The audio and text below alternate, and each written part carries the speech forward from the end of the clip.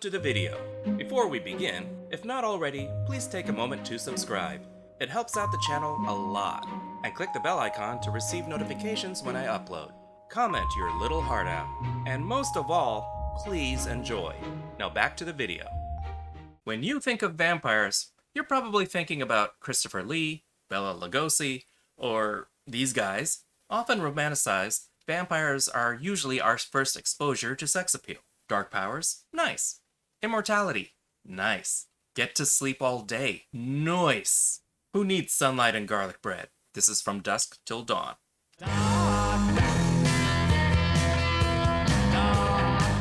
Welcome to Benny's World of Liquor in Texas. It's like World of Warcraft, but it's still fun to play alone.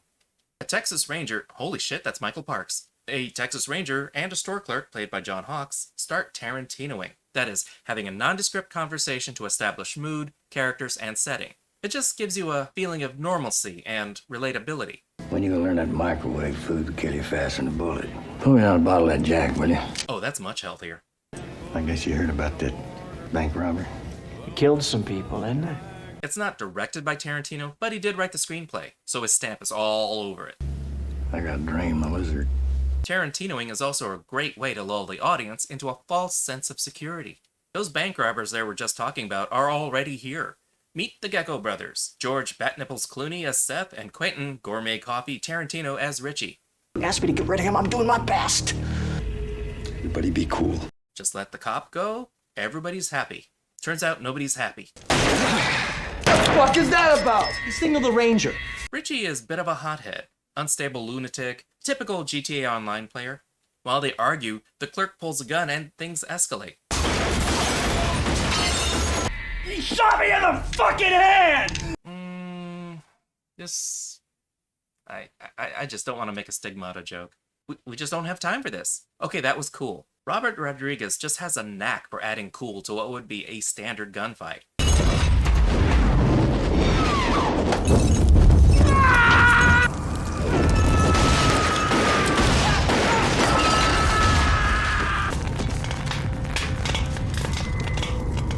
Orville Redenbacher went out the same way. Cool guys don't look at exploding liquor stores. Just look at the level of cool in these guys. With them as a bank teller, they took hostage on their rampage, just in case they get hungry later. They pit stop at a motel. You, plant yourself in that seat. What are you gonna do with me? I said plant yourself. Plants don't talk.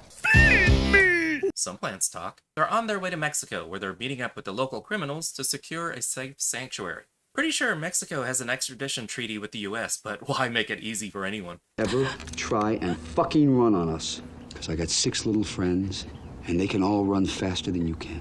Was off to make some calls, leaving the bank teller alone with the convicted sex offender. What's the worst that could happen? Pretty worse. Richie seems to have an impulse control problem, like Ezra Miller or Will Smith. We get glimpses of a horrific crime scene, and that is plenty. There goes our deposit. What you are fucking doing is not how it's done. Maybe if we had 9 more guys. Which brings us to the rest of our heroes. Pastor Jacob, a former religious man having a crisis of faith after losing his wife. He's on vacation with his teenage children, Scott and Kate, played by Ernest Liu and Juliette Lewis. They arrive at the same motel as the Geckos. The fam is kidnapped by the Geckos. Oh god, I don't like where this is going. Richie, would you do me a favor and eat my for me, please?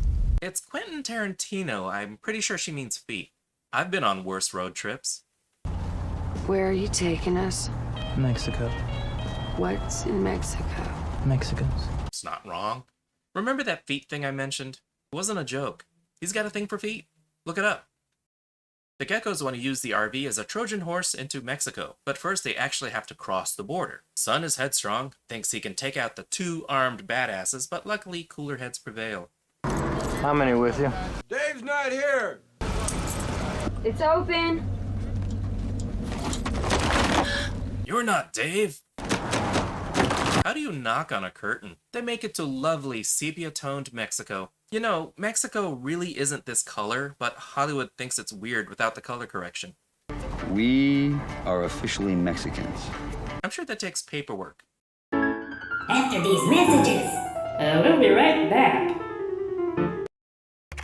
I I'm a hacker. I'm hacking your files and stuff. No, you're not. So, I have Atlas VPN.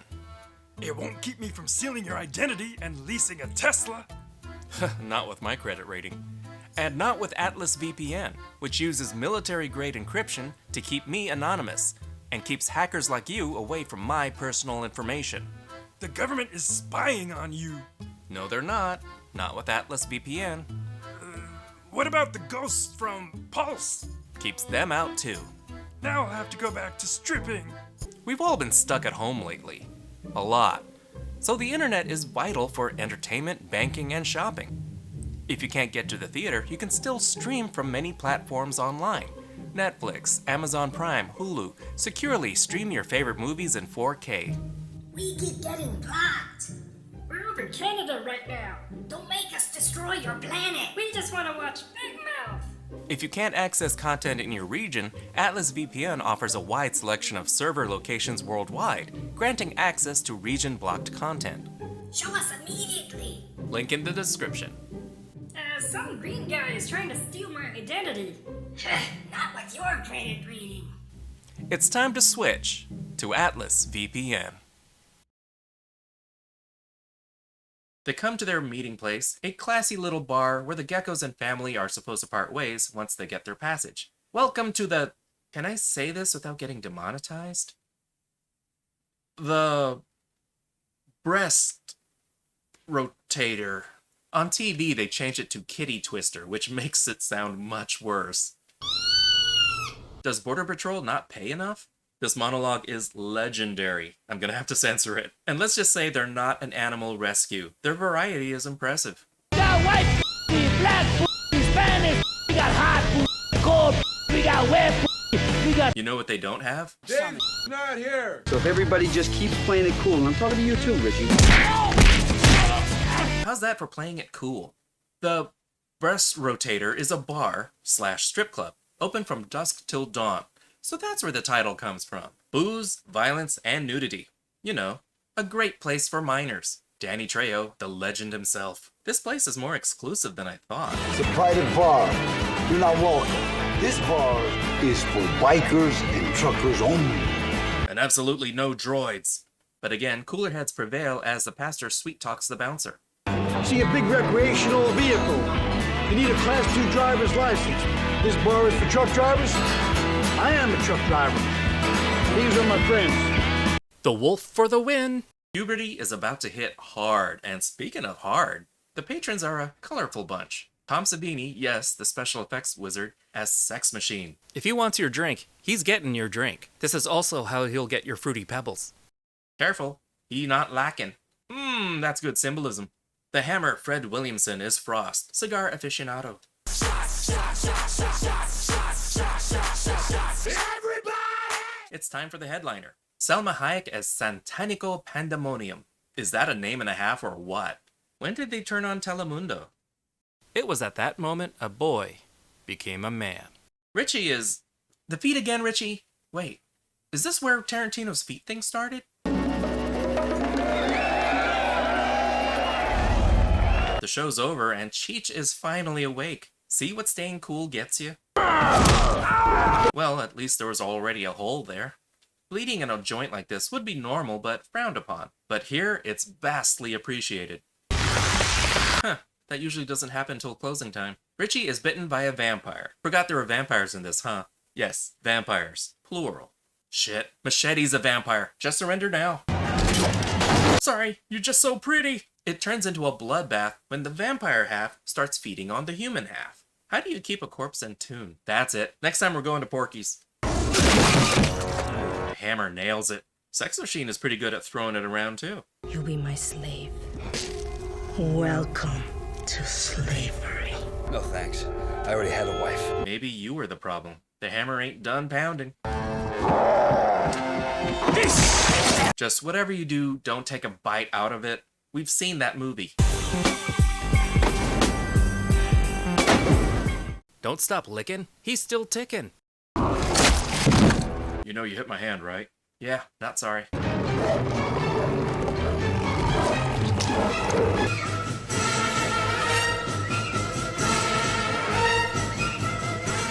victory is short-lived. They're still trapped in the building with bats swarming outside. Richie turns, and his brother is the one who has to take him out. Hold him down.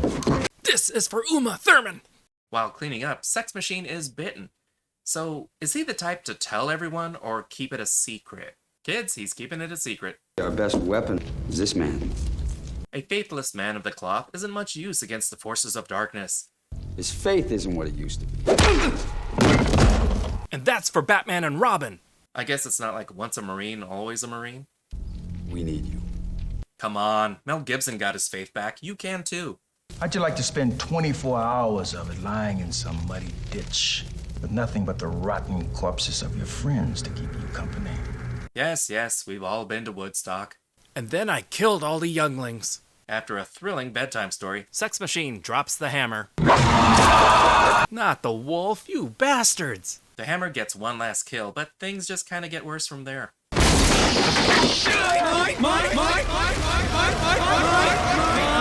The survivors hide in the back room. I guess holy men get a slight delay. And this is John Constantine level of cool.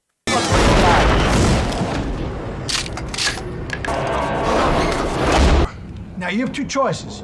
You can wait for me to turn, or we can kick open that door, hit him with everything we have. Luckily, vampires don't seem to throw anything away. They're like undead hoarders. Some things are useful, some not so useful. But we still get an A-Team style montage.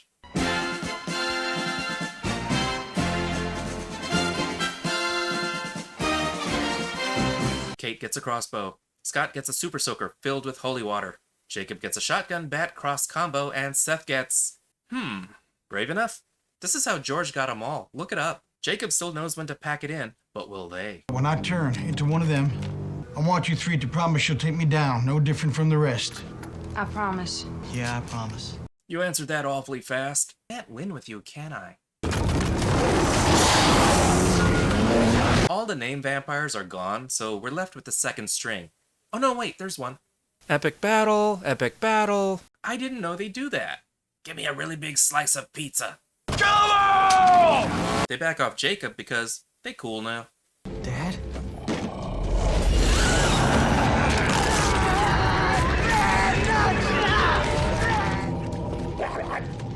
Looks like the night got away from everyone. Sunrise works a little different here in Mexico. They still need more than a few random beams of sunlight. The local criminals come in shooting. No one expects the Mexican Inquisition. Disco's not dead, you are.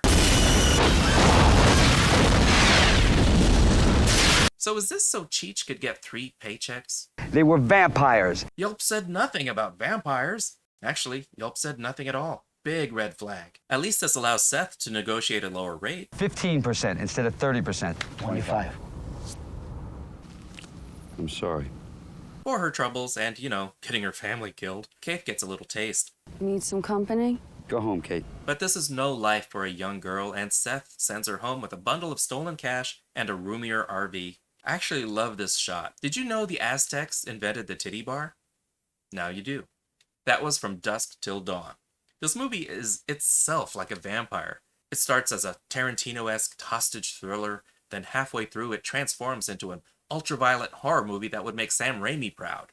It's like 2 movies in one. If it stayed as serious as the first half, keeping with the hostage story, it would have been a typical movie. Well done, but not exactly groundbreaking. The second half twists the movie into something totally different. The vampires aren't even foreshadowed. If you went into this movie blind, you wouldn't see it coming. By introducing our characters in a pure environment, pre-vampire, we get to know our heroes and they're given a chance to just exist, live, and be. People the audience can care about. Now there's a difference between liking a character and caring what happens to them. The worst kind of character is one that leaves no impression whatsoever. You see the before, so the after has a greater impact. Even with these two badass vicious criminals, you still see a love between the two. Richie is an absolute monster, but Seth still takes care of his little brother. Is it weird this movie has heart? Even when Seth had to mercy kill Richie, it's sympathetic. Here is another type of monster, and he's put down because he became a different monster. It's a little classist. Seth knows throughout the movie that Richie is damaged. After trying to guide him, steer him, and channel him, in the end, there's no saving it. When you see a little bit of Stockholm bonding, you get a false sense that things are going to work out fine for everyone. Up till this point, it seems it's going to be a happy ending. Then Robert Rodriguez just yanks that rug out from under the audience. Once it switches gears, it never really lets up. It was already violent, bloody, and gooey. The second half just turns it to 11. The faithless preacher facing true evil remains a staple, but Harvey Keitel adds a gravity and an earnestness to the role. And man, did I hate to see him go. And I kinda called which kid was gonna die. The known actress or the new face? The hero vampires, you know, the name actors, once they go, the cannon fodder vamps just aren't as interesting. But at that point, the movie's almost over anyway. I love the soundtrack. The other bar patrons are interesting characters. Everyone's just fun to watch in this movie. I suck.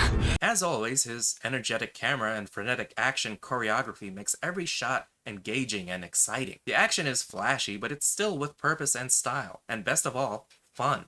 The acting is good, hammy at times, but nothing detrimental. It all really fits the tone. Although Quentin Tarantino got a Razzie nomination for Worst Supporting Actor, I really didn't mind his performance. It seemed pretty natural. I don't know if that's a good thing or a bad thing. Dialogue has that usual Tarantino style that just builds characters and makes you care, pulls you in. The action is directed by Robert Rodriguez. That alone should tell you what you need to know. Oh yeah! My only question in the end was, is Kate really gonna drive that thing all the way home? I don't think she has a Class 2 driver's license. From Dusk Till Dawn is 4.5 Bs. Fun, interesting characters, gleeful, unapologetic violence, mayhem, and strategic nudity. It was just the thing to prepare Robert Rodriguez for Shark Boy and Lava Girl. Thank you so much for watching. Like, subscribe, comment the bell, you know, the usual YouTube stuff. This is theNewBee, and I'll see you later, kids. Toodles!